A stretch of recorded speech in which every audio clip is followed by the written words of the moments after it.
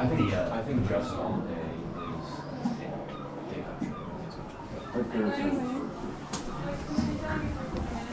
Drum slaves for sale. Sheila, no. You got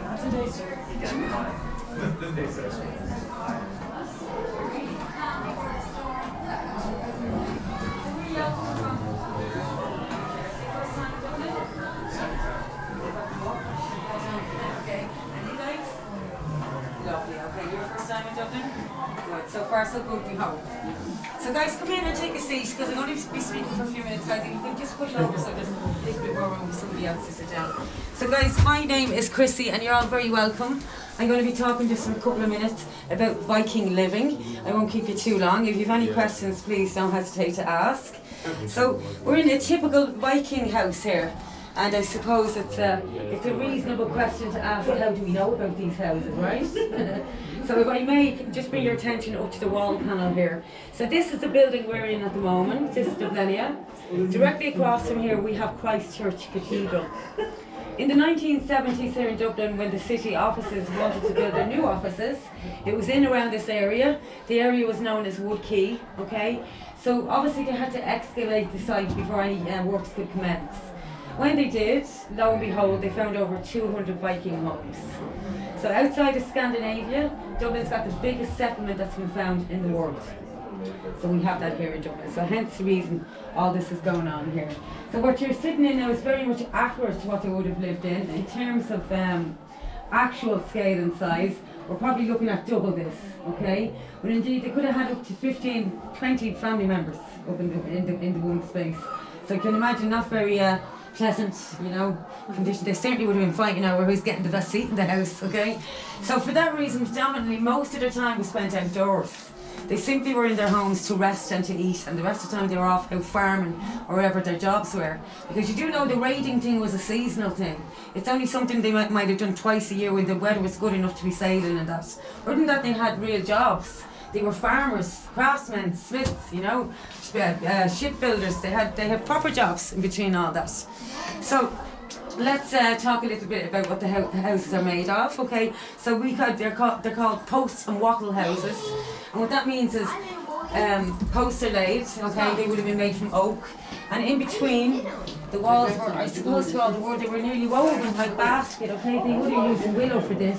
They would have done a couple of layers of it. It would have been insulated then with vegetation, and then the walls were lined with cow dung and muck. So again, you can imagine, very dark, very smelly, and very smoky. Well, we do believe when it kind of, you know, this is like the medieval plaster of the day, you know, when it hardened it wasn't as smelly. Okay, that's what we believe. But nevertheless, hence the reason they were outside. They would have indeed had a hole here in the thatched roof to allow some of the smoke out, but it wouldn't have let all the smoke out. It still would have been quite smoky and dark in here, nevertheless. So, if I were to ask you the question, why do you think the Vikings would emigrate here to Ireland? What have we got that was an advantage over their homelands? Anybody want to tell me? The beautiful farmland. Well, you're on the money, sister, so you are. So the answer is agriculture. The agriculture in their homelands in Scandinavia, okay, is only about 3%. So you can imagine, very difficult to grow vegetables and to rear animals. You know, that's the bonus that we had when they came here. So the first recordings we have of them coming here is in the year 795. And the route that they took was, has anybody been over to Dublin Castle? Have you been to visit Dublin Castle yet? Nobody? Well, I recommend you go and see it. It's only about 5 minutes from here and everything's going to make sense when you do that. So in the gardens of Dublin Castle, okay, the question we get asked often here is, did the Vikings found Dublin? The answer is no. We already had two small settlements here in Dublin. We had one over where Dublin Castle is today. It's where the River Liffey and the River Poddle met. It's known as the Dublin, meaning the Black Pool, because it's where the two rivers met and the water was muddy from the meeting of the rivers there. So in and around the gardens there was a monastic community.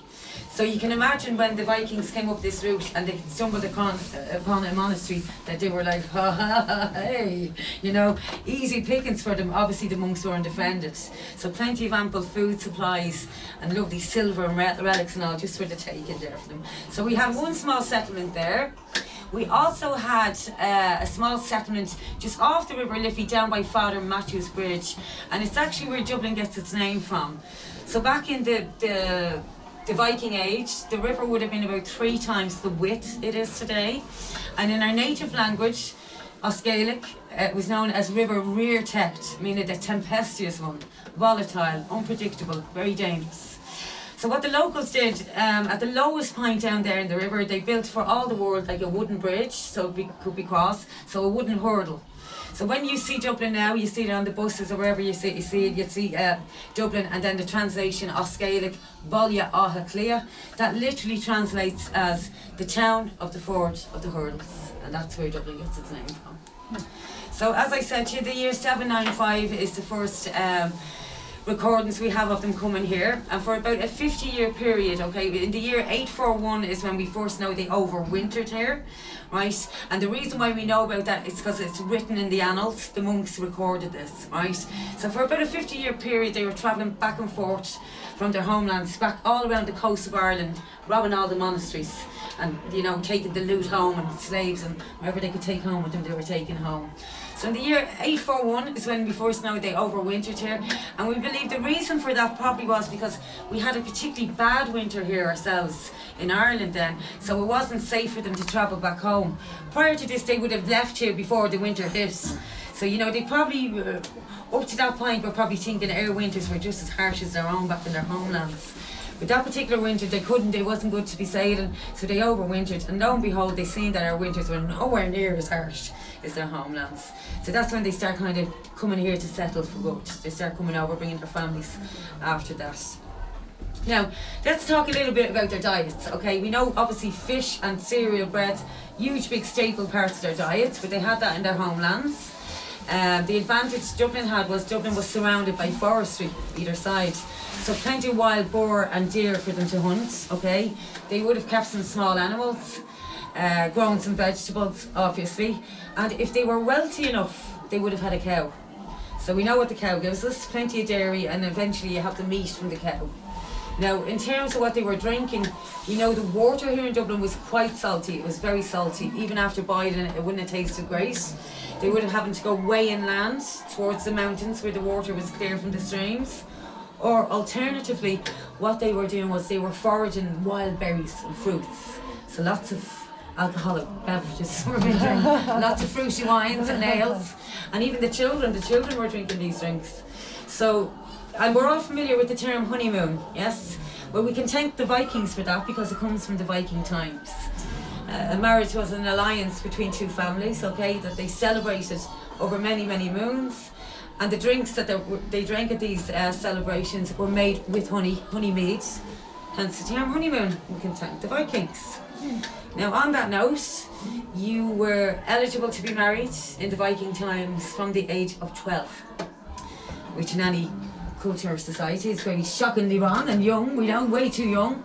But it's relative in the sense that their life expectancy back then was only 30 to 35 years of age. They didn't live long lives. So like if you're going to be 30 in the Viking age, unfortunately you're coming near the, you know, will I be well dead and buried, put it that way, right? Now they did, however, have divorce, and it was a much simpler procedure than what we have nowadays. If they wanted to get divorced, there was 2 things they had to do. One was they stood at the marital door and in front of a witness